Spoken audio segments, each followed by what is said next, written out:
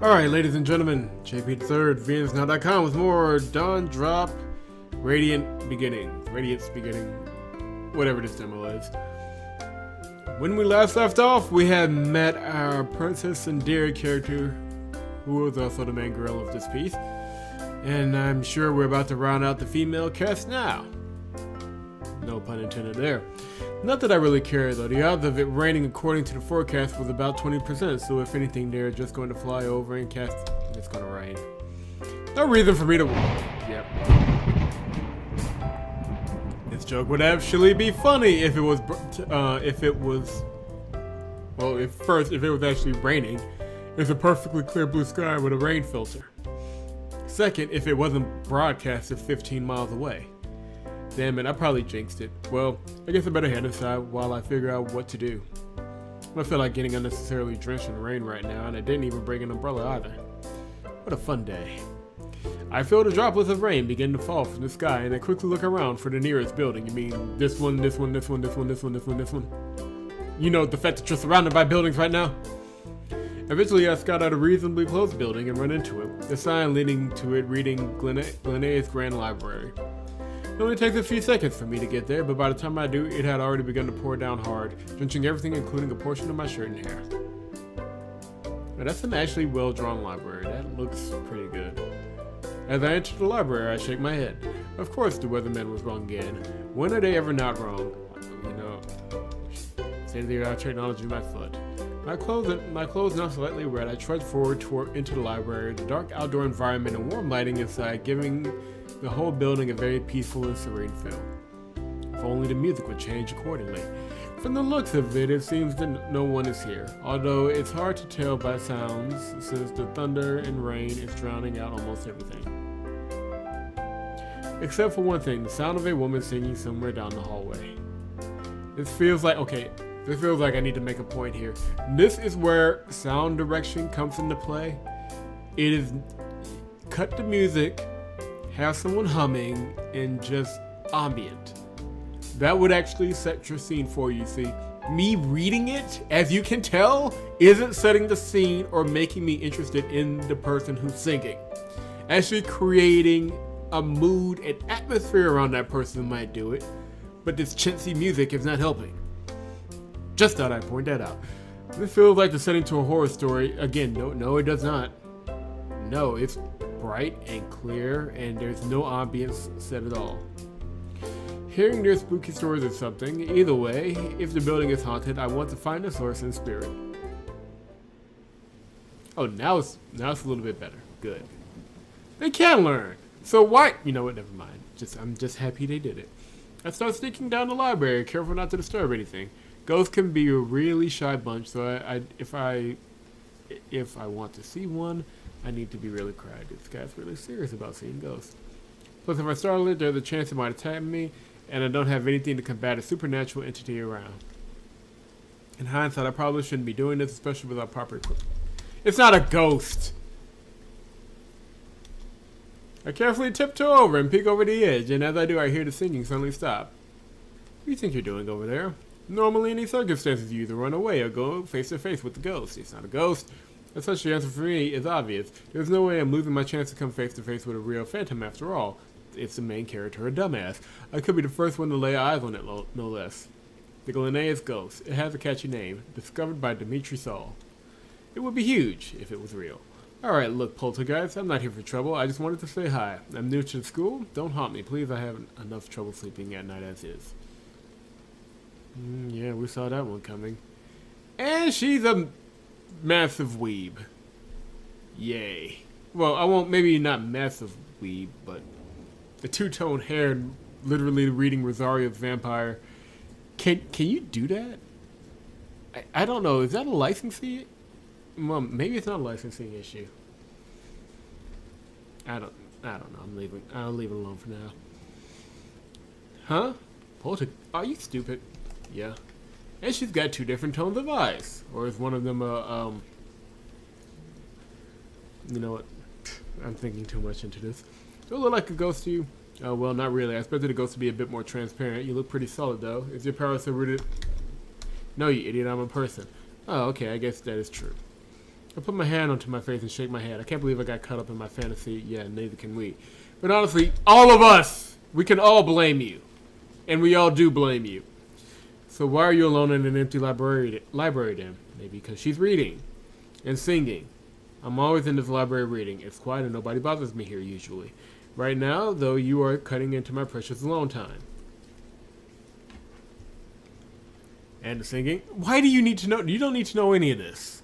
Who cares? I know what you're referring to. Now, would you please leave me alone so I can continue reading? The story is reaching its conclusion and I don't want to be interrupted. By the way, I read that series. It's good. The ending really got me in the heart. No, there was no singing. Here. How many times do I... Wait. Did you say you've read this series? You like to read...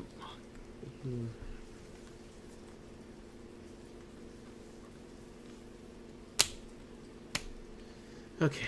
I'm good. I'm good. A bit. I'm more of an anime.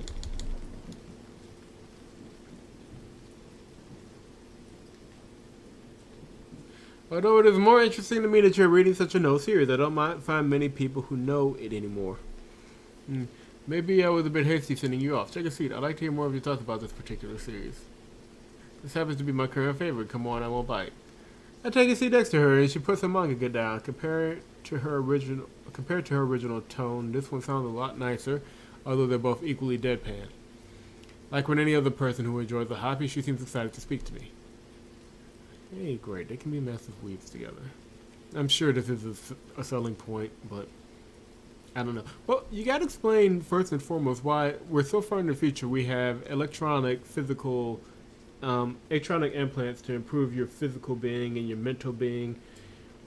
But anime and manga is still a viable form of entertainment. I mean, and not just anime and manga, because that's somewhat explainable. But how far are we into the future where Rosario Vampire is still a thing? I don't know. As I said that I wasn't. I spent a lot of time going through that exact series and almost never found anyone as passionate about it except for me. Within a few minutes of a quick introduction, blah, blah, blah, blah, blah. Her name is Lilith Valka, former military and now retired at the age of 20. I asked her why, but she refused to answer, which is understandable and probably rude of me to ask in the first place. It's this. So we switch topics back to about the series, and as we speak, I see her red eye begin to glow slightly, which catches me off guard since I assumed it was just a red contact of some sort. No, some kind of implant. That's what I figured that would be stupid, but no, we're going with that. Yes, the eye is real. No, you can't touch it, and yes, I can see out of it. Sorry, I didn't mean to stare. I just thought I got surprised by the glow. Oh, is it doing that again? I never figured out why it does that, but it seems to happen only when I talk about certain things. Most people freak out when they see it, though. You must have a decent amount of mental fortitude. I suppose I just think it's cool, and I'm pretty sure the reason it glows is when me enjoying myself. I only have fun when I'm engrossed in my books. It's tricky of you to think that I would enjoy talking to you about this. Of course. Here we have the mysterious new female military assassin officer falling headlong into the protagonist's crotch. Right on schedule. No, we only need a little sister character or some sort of younger character who can look up to him in a brick brother light to also fall into his crotch, and the harem will be all set. Not that I dislike it, though. Right. Can we move this along, please? She clears her throat a few times before picking up the manga, and we continued once again. Okay, great. I wonder if I said something I shouldn't, but at this point, there's no going back. In the end, we spent a decent amount of time talking to her. We finally ran out of subjects to cover. It was fun, at least for me, to find someone who understands about as much over a series as I enjoy. I messed that up. I apologize. It was fun, at least for me, to find someone who understands about as much over a series I enjoyed as me. I got it. I got it, at least. You make interesting points and have a view I haven't considered yet. Truly, it was beneficial of me to talk to you because now I am even more interested in reading the end of this series. I appreciate you taking the time to talk to me about this as well, but if I may ask you to leave me be so I can finish the aforementioned book, I would greatly appreciate it. Nobody talks like this. Unless is she a robot?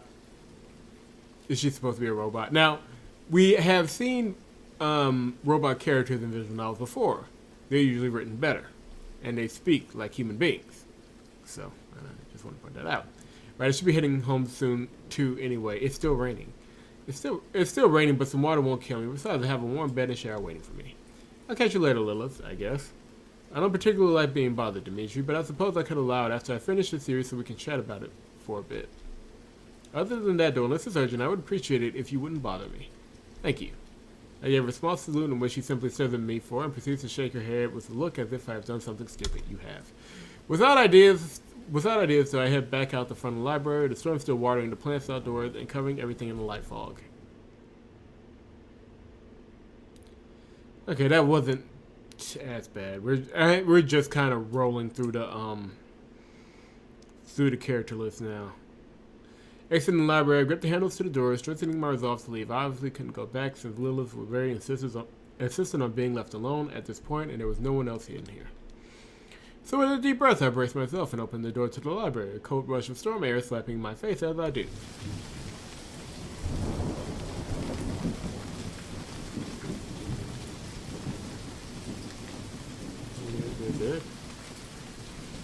The rain is unexpectedly frigid as it seeps into my clothes. It's almost like the cold, undying grasp of death itself is slowly reaching over my shoulders to enshroud me.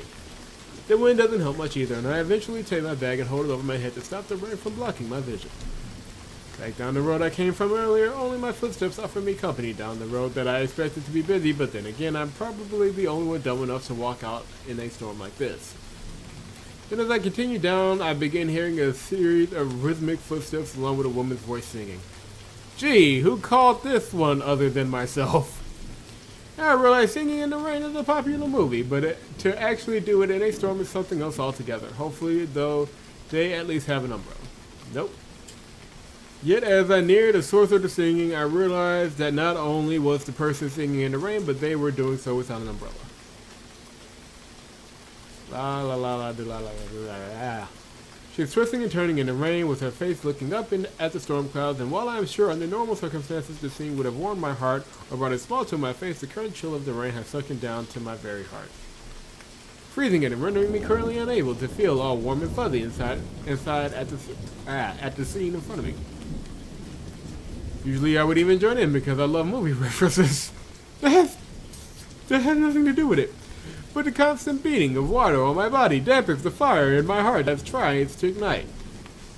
So instead, I decide to approach her, and maybe due to my red appearance and saggy hair, she jumps in surprise before giving me a worried look. Eat. Oh wait, that's a person. Hello, person. You know, you shouldn't be walking in the rain without an umbrella, right? It's bad for your health. I could have said the same to you. What are you doing singing in the rain? I guess it's a popular movie and scene, but come on. You could get seriously sick, and right at the beginning of the semester, no less. Oh, you get what I was doing? That's fantastic, Anne. I love that scene, and when I saw it raining, I just had to come out here and sing. Besides, I'm not going to get sick anytime soon. It's just rain. Some water won't stop me. I'm like a train. Chugga chugga choo choo. I mean, you're invincible, and didn't you just tell me that it was bad for my health? That doesn't make any sense, huh? Oh, well, that's you. For me, I'll be fine. I don't worry about stuff like that. Well-written characters right here. I mean, all of them. Just so you could attach right to them, and they seem so likable, and you just want to get to know more about them. Like I said, I'm a train. I'm unstoppable. Didn't you hear the train noises a second ago? Do you want me to reenact it for you? No, I get the point. It's just Celeste. My name is Celeste Aladuce. Aladuce? Celeste. Second year of Glenais University and the local feel-good doctor. Feel-good doctor? What does that mean? I've never heard of such a doctor like that. Oh, so you don't know what I do? Well, let me exemplify it.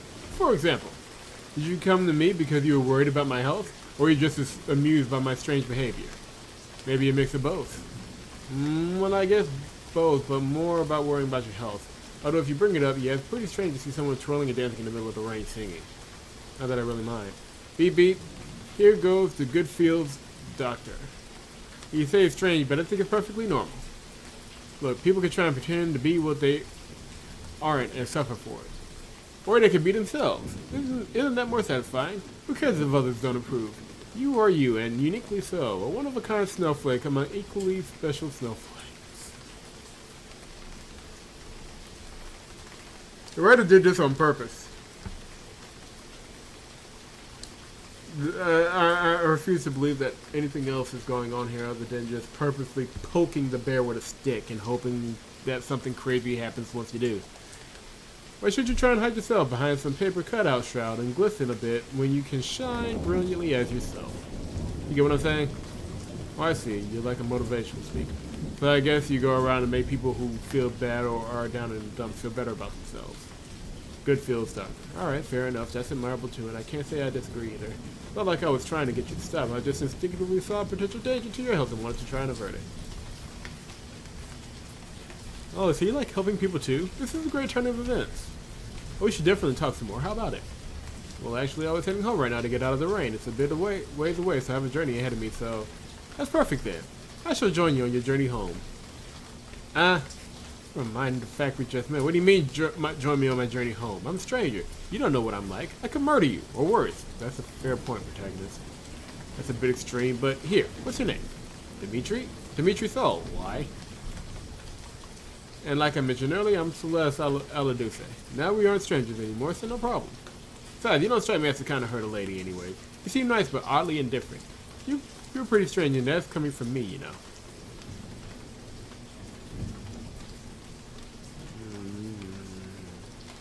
Okay, if you're just gonna have her do it anyway, I mean, the reason this scene is here is to confirm everything we've talked about the protagonist already. Atypical, generic protagonist. But you don't include the death stuff unless you really want to commit to that, because a sane person would just say, yeah, you're right, I'll just talk to you if I see you at school. Not, my senses are good. Now let me boost your ego a little bit. I don't know if I should take that as a compliment or insult, honestly, but anyway, that still doesn't solve the problem. Just because we know each other's names, like, what? Oh, could it be you're nervous about taking a good girl to your home? Not very experienced, are we? That's okay. I just want to talk anyway. You come off so mature and composed, but are you really? Alright, I get it. Do whatever you want. Don't blame me, though, if you're disgusted by the state of my apartment. And we can always clean that. It's not a big issue. Anything short of finding the bodies of your victims is fixable. I'd have to call the police at that point, you know? Look, it's getting extreme now. Anyways, you really are weird. When I met some strange people, but you are in a different tier altogether. I can't even fathom, like, honestly, just from this short conversation, I feel you can be extremely unpredictable. Here, let me spell out your character one more time, just in case anybody forgets that you are a quirky, innocent, free spirit. Who is about to fall face long into my crotch? I get that a lot. I appreciate your honesty, though. Keep in mind that I do everything for a reason. My madness has order, I think. Well, right. Anyway, well, come along. I've got more wet than originally planned, so let's get going. That is, if you still intend to chat at my place. I have expected her to actually turn the other way and leave, but as I make my way to the bus stop, I still clearly hear footsteps behind mine as she continues humming the same song she was singing earlier. But again, the bus arrives just as I do, a stroke of luck if I've ever seen one, and as I get on, she still continues to follow me. I suppose she was being serious after all. I don't understand her reasons, and it could very well be a situation where I bring a cute girl home who ends up killing me, but as it stands, I need to provide proper hospitality to her once she visits. Luckily, I clean things periodically around my apartment, so I don't have to worry about looking like a slob, although I'm still surprised how nonchalantly she casts on my bluff about my apartment being messy. It's also the possibility she really doesn't care. Okay. But I can't think of a single woman who enjoys living in a dirty environment. Heck, I can't imagine a guy willingly living in a mess either, but then again, people come in all the shapes and types. So my place, one bus ride later, and we finally arrived to my apartment. The amount of text you have to skip to get to the damn point of this game is maddening. Like, we're about over an hour in playtime of the demo. When you add up the parts so far, it's about an hour now, if not over an hour. How much of that could we have just cut out entirely? This demo may be, honestly, if we cut out all the extra weight and the fluff and stuff that is just repeated over and over again, this demo may be 5 minutes long. It's just ridiculous. Luckily, by the time we get to my stop, the rain has stopped. Which means no more additional witness, but that doesn't take away the fact that we are both, at this very moment, very bogged down by the moisture absorbed in our clothes. Which also means we're extremely cold, although it doesn't bother me more than Celeste, who simply continues behind me, humming the same song as we reach the door of my apartment. I wonder how she's gonna feel seeing a poster of herself right there in the corner of his room. I unlock the door, and as I do so, Celeste walks in with a dazed look on her face, as if it's her first time seeing the interior of an apartment. There's a distinct sloshiness coming from both of us as we enter. Our wet clothes and shoes slapping against the wooden floor, and as Celeste finishes doing a quick scan of the air, she looks at herself and begins unbuttoning her blouse. Oh, wait just a second there, girlie. What seems to be the problem, Dimitri? Oh, do you not want my wet clothes on the floor here? I apologize, I forgot to ask what... Of course she's gonna take her clothes off. Of course! Now, here's the question. Does she take them off and insist upon a pair of clothes from him so that she doesn't sit around naked? Or does she just sit around in her bra and panties or naked? Like, which way does this game go? That's kind of where I'm at right now. I'm such an airhead. Of course you wouldn't like wet clothing on your floor. That's definitely not the problem. What do you think you're doing undressing in the middle of the room? You even care that I'm right here? Oh, I don't really mind. Honestly, I just wanted to get out of these clothes because they're red and make me feel a bit cold. I like the cold, but this is a lot more cold than I bargained for. I need extra clothes too while these dry. Would you happen to have any? Wow. This game is taking the high road. I am shocked. Wait, don't just keep taking them off while you talk. Let's to the bathroom over there, close the door, and I'll bring you some sweats and a t-shirt or something. I have a drying machine, so in 30 minutes I can probably have your clothes dry. Oh, that is wonderful. So you don't mind getting your bathroom floor wet? That sounds reasonable, if you'll excuse me. I hit my forehead with my hand, and as a half-naked Celeste casually walks over to my bathroom with her blouse in hand. I don't know what kind of situation I'm currently in, but it feels like a horribly cliched encounter you would read in a badly written romance novel. Pointing this crap out doesn't stop it from being cliched and bad. I mean, that is redundant on my part, but it's still true. You pointing out how cliched and dumb it is doesn't stop it from being cliched and dumb. Not that I could say I dislike that sort of development. See? I know I would dislike it if I let my guard down now. Something worse may happen. This could be a setup for worse. And once again, there's the possibility she is really just that airhead, and while I would say that chances are slim of that being the truth, so far all signs point to it being the most likely choice. This is further proven by the fact that while she went to the bathroom, she didn't close the door. I pinched the bridge of my nose and take a deep breath, closing my eyes at the same time, and decided that it's best to just go with the flow at this point. No point questioning it, not now. And just while I'm mid-thought about going with the flow, I hear footsteps of Celeste leaving the bathroom. Now, this is a problem for one single reason, and that reason is that I have yet to get the clothes for her to change into, so while I don't know what to expect, when I open my eyes, it doesn't make it easier to do so.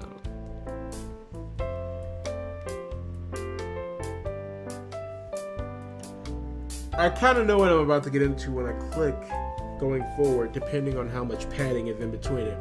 But can I just ask before we get into it, what was the point of having the Celeste, I was about to have to say the girl, but Celeste have that moment of self-awareness where she's like, okay, I don't want to sit around in just my bra and panties, so can you bring me a spare set of clothes? For her to just go walking around the apartment in her bra and panties. Like, why even have that moment of self-awareness? Without it, you can make the argument that she's really just an airhead and this is how comfortable she is, I guess. It's still a bad argument. There are very, very few times that this scene actually works, where one character willingly undresses in front of another, and is usually specifically with the intent of catching their attention and building up sexual tension between them. Maybe this will go this route and it'll save it a little bit, but more than likely it'll go in the familiar route of, hey, this is just how I am and you have to accept it whether you like it or not, even though it makes absolutely no sense whatsoever for her to be trouncing around in some guy that she doesn't know's room in her underwear. Celeste, I'm going to open my eyes. Is the coast clear? I'm not really sure what you mean by the coast. This is an apartment. No, I mean, yep. Yep.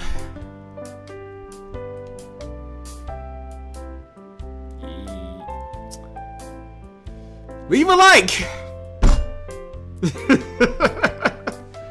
It's just, what do you even say, man? I'm ready to be done with this demo. I got hopefully one more part to do, one or two more parts to do.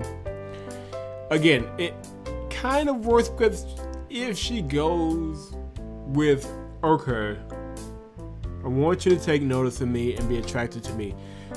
There's no real clear reason why, and I'm sorry, this thing just doesn't.